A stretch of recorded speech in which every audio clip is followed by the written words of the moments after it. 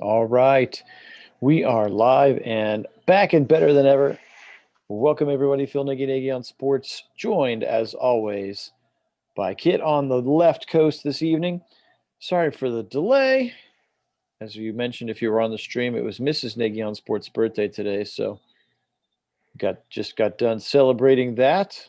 Just the two of us, because that's what we do right now. But we just got done celebrating that. And so we are here to talk about not only that horrific stream that you may or may not have watched earlier today when Madden hated us very, very badly, but more importantly, to get excited to talk about the real Browns and what they're going to do tomorrow in Jacksonville. So without further ado, Kit, let's start with the offensive keys to the game. So in this game, it's going to be a little bit different. Not battling the elements, I don't think, quite as much. Have a team that is not as good and as some of the others we have faced recently, and they're especially beat up. So I think this is a kind of a prime opportunity for us to reassert our pass attack in this game. Get Baker Mayfield going. Not that he's been bad in these last few games, but like to get him in a rhythm, get him comfortable, hitting those open targets that he should be making, like he kind of missed those tight ends in the end zone from the last game. We don't want to see that, so this is a great opportunity. They've got 4 of their 5 defensive backfield starters out for this game. So great opportunity for us to go in there. Plus, their best pass rush is out for this in Josh Allen also. So great opportunity for us to do that. Second piece of this is we need to have good production on first and second down. That's going to be really important for us, whether that's in the pass, whether that's in the run.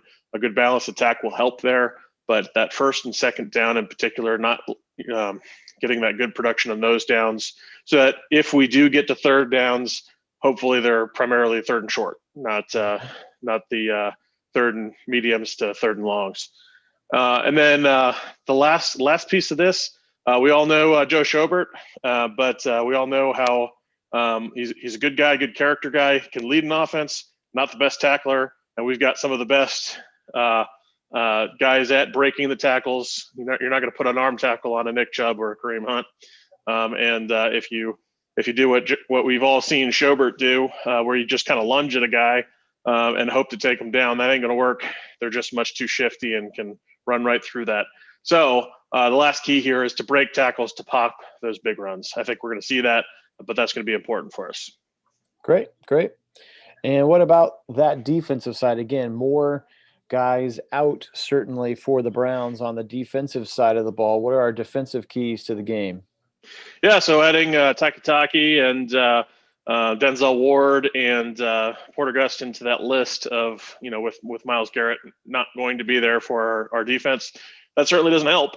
But I think we can, if we see something similar like we saw last time, where that next man up, especially if for the first key being the D-line steps up again, because that's really what we need. We need the D-line. It's going to start with them. We need them to step up again. I think we could see Sheldon Richardson bump to the outside, especially since we're missing 2 of our DNs that we normally like to rotate with. So, and they did bring a D tackle up. Ivy got brought up off of the practice squad. So we could see some Sheldon possibly on the outside. So we'll see how that works out. But the D-line stepping up is going to be really big in this one again. They're not great on the offensive line, so it's a good opportunity. And we've all seen Glennon. He is very tall and very statuesque. He stands in that pocket and he doesn't move very well.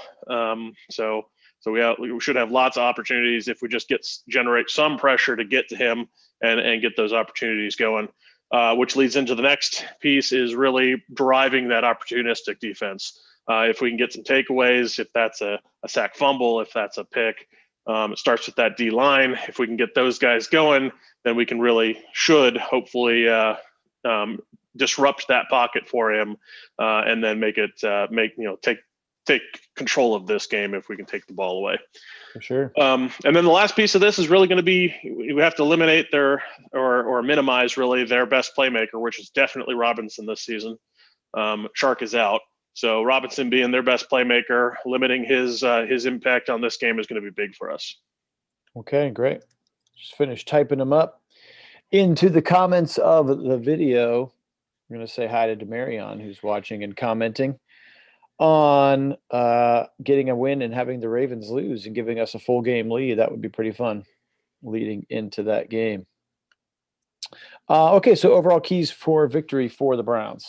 So for overall keys, I think it's going to revert in this one. Really, this is going to be our first real opportunity to see how much is this team taking Kevin Stefanski's 1-0 mantra to heart. This is our first opportunity to really go out against a team that we not just should win, but we really should beat pretty badly if it really goes as it should. So we're going to see that. So go 1-0.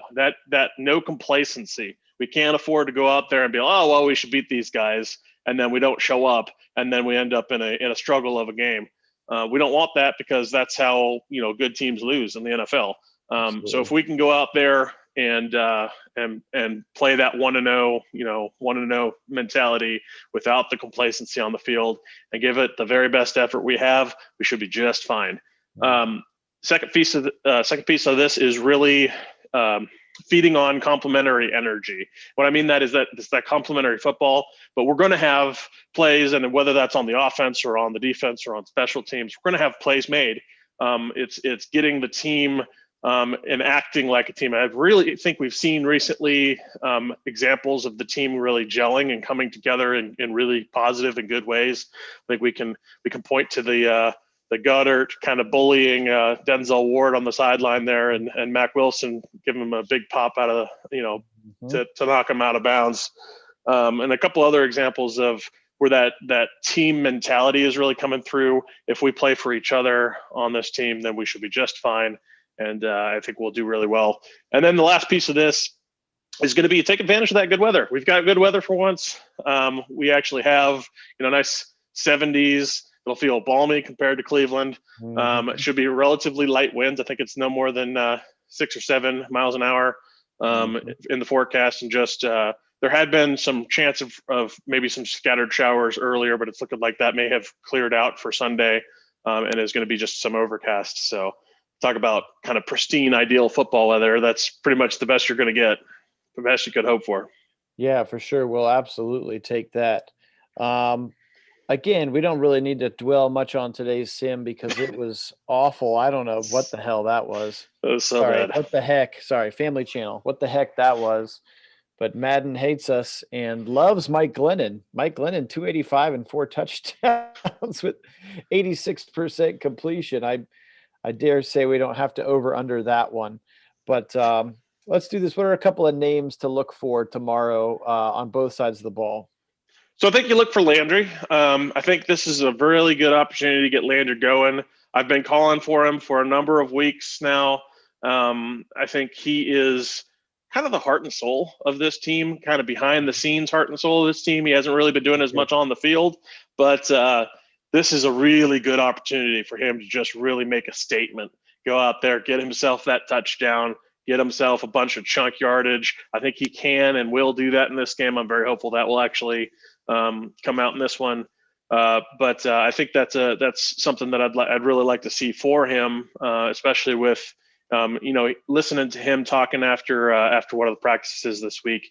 He was talking about how he finally this week of practice, is finally starting to.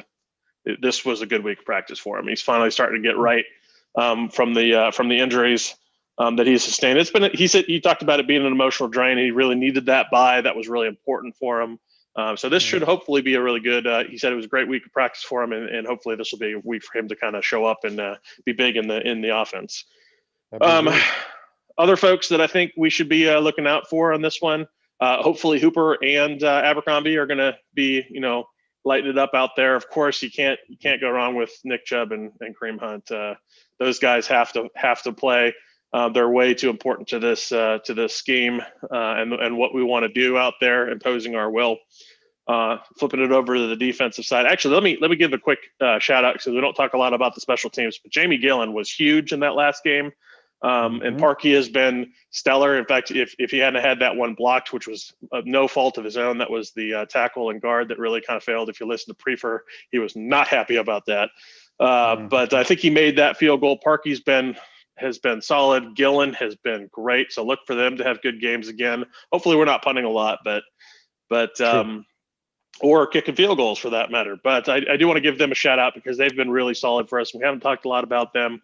But on the defensive side here, I think it's another opportunity game for our linebackers. I think hopefully we're going to see some Jacob Phillips out there. And I think hopefully he's recovered enough from his knee injury that he's going to be looking solid and playing some solid run defense in particular for us.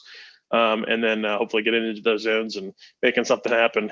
But and then on the D line, just we'll see what happens. We need somebody to step up. If that's OV again, great. But somebody's got to step up. That was a huge game for him last week for sure. I'm also excited to see Harrison go against his old team. Anytime he plays somebody he used to play for, I feel like there's always a little bit more juice. And he's been real close the last couple of weeks to getting some takeaways. So that would be nice to see against his old chums as well. Yep. We got a couple of questions before we get to the official score prediction. Demarion says, what are your thoughts on Clinton Dix, someone the Browns should look at here in the later part of the season? I'm kind of lukewarm on Clinton Dix. He can be good in coverage. I worry about him in run, in stopping the run. He's not the best tackler. And there are times where he is, like I said, he can be good in coverage, but there are times where he's just like, where did he go? Like he just disappears. And so I don't see him as like a huge upgrade over a Sendejo right now. So kind of lukewarm. I'm not saying. Well, so Sendejo is interesting because I think we give him a lot of grief, and in some cases rightfully so. Sure. But Sendejo is interesting because he actually you only really notice him when everything has gone wrong. That's kind of the idea of a safety, right? But a lot of times he's actually doing all right. He's doing pretty well. It's just we catch the ones that got away. That has to be my assumption because Stefanski and Joe Woods are smart guys and their team is built around analytics. And if he was really as bad as we all thought he was, there's absolutely no reason they would keep putting him back in there. Right. Well, and the other thing I think he's a smart player. I think he really knows this defense and he knows how to get guys in position. And he's kind of more that general. We don't really have, BJ Goodson, nothing against him, but he's not, I wouldn't call him the general of the defense. I would say Sendejo is doing more of that on this defense, really. Sure. And the last question, kind of jumping ahead to next week, Demarion also wants to know if you think we have a chance to beat the Titans without Denzel back there. They obviously have a much more formidable passing game. A.J. Brown is nasty. True. A.J. Brown is nasty. And, we'll see. They're not really a passing offense, just like we're not really a passing offense either. So that's they kind of live and die through Derrick Henry. And I think our advantage is they only have one of him and we have essentially two. If you want to put them all kind of on the same level, which they all kind of roughly are. They're all top 5 backs in the NFL, arguably. Yeah. So we have 2 of them. They have 1. Right. So I don't think it's going to come down to Denzel Ward in that game. I think that doesn't help us. Obviously, we will have Miles back. That's a huge piece of it. Yeah, but especially because I don't think people give Miles enough credit for what he does in the run defense because he's great in run defense. For sure he is. All right. Well, we don't want to get too far ahead of ourselves that one next week. Thanks for those questions, Marion. Thanks for those of you who have been on live with us today. All right. The Sims score, yuck. 41-13 Jaguars. I have no idea how it happened, but it did. What's our official Nagy on Sports score prediction for tomorrow? So I've got a pretty big spread, but it's not that big, and it's certainly not going to the Jaguars. Sorry, Jags. You're not going to win this one, I don't think. So our official score prediction for this one, 31-17 Browns. 31-17 Browns. All right. You heard it here first, folks. Browns looking to go 8-3. This feels like the first time in a few weeks where it was like, this is a team that we absolutely should beat. We need to absolutely get that done. And I think there's a good chance that we certainly will. And hopefully it's by that much. That would be great. I didn't even look. I don't know what the Vegas line is. Are we? Is that I think above it's the 6.5. Yeah, it's 6.5. Okay. That is above the spread. It's 6.5 last I looked. 6.5 on the road is like 9. So that's okay. Yeah. We'll take it. Yeah, absolutely take We'll it. take it. And I think if Stefanski, I mean, again, this is the true test of it. If there is ever a team, other than the Jets, which we'll see them later, so we'll get to test this theory again. Right. But if there was ever a team on our schedule that was going to be does Stefanski's message to the team really sink in? Are they really taking that to heart? Are they going to come out here and really treat this like 1-0? Well, this is the game. Sure. Because Absolutely. if they come out flat at all, we'll know.